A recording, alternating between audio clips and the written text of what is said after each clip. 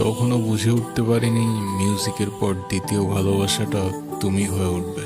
খুব অদ্ভুত একটা মেয়ে তুমি। রোহান, একটু প্র্যাকটিক্যাল হও। জীবনটা তো আর কোনো রূপকথার গল্প না। আমার গ্র্যাজুয়েশন শেষ, এভাবে আর কতদিন? তুমি মিউজিকটা বাদ দাও তো, আর তা না হলে আমার সাথে আর দেখা করতে আইসো না।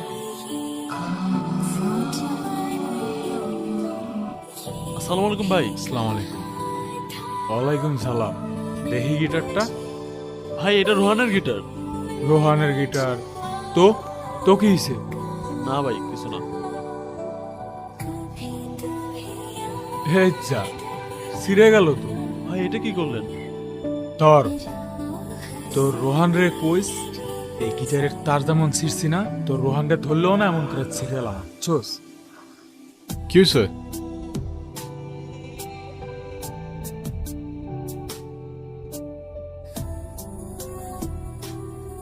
কে ছিড়ছে? জাকির ভাই। ওই স্ট্রিং সিসুস কেন? স্ট্রিং সিসুস কেন তুই? স্ট্রিং সিসুস কেন? শালা তুই কিনে দিছিস না তোর বাপ কিনে দিছে গিটার? হ্যাঁ, স্ট্রিং সিসুস কেন তুই? স্ট্রিং সিসুস কেন? Sorry Rohan, sorry. ঠান্ডা হয়, এতটা গরম হইস না। এটা তুই ঠিক করস নাই।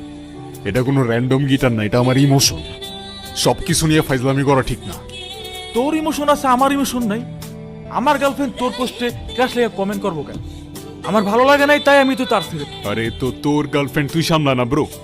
আমার কি, তোর গার্লফ্রেন্ডে তুই সামলা। অজয়রা